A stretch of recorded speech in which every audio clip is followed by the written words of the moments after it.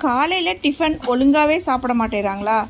இந்த மாதிரி கொத்தமல்லி சட்னி ஃப்ரெஷ்ஷாக அரைச்சி பாருங்கள், சூப்பராக சாப்பிடுவாங்க. 2 கைப்பிடி கொத்தமல்லி இலைகளை சின்ன சின்னதாக கட் பண்ணி கழுவி வச்சுக்கோங்க. ஒரு பாத்திரத்தில் கொஞ்சமாக எண்ணெய் ஊற்றிக்கோங்க. உளுந்து 1½ ஸ்பூன் போட்டுக்கோங்க.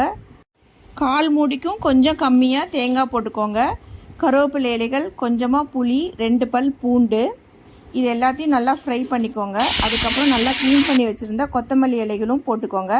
பச்சை மிளகா விதைகளை எடுத்துகிட்டு போட்டிருக்கேன், நீங்கள் விதைகளோடு போடணுன்னாலும் போட்டுக்கலாம். பச்சை மிளகா போட்டிங்கன்னா நல்லா க்ரீன் கலரில் இருக்கும் சட்னி, அதனால தான் நான் பச்சை மிளகா போட்டிருக்கேன். இந்த மாதிரி சட்னி அரைச்சி ஒரு தடவை கொடுத்து பாருங்கள்.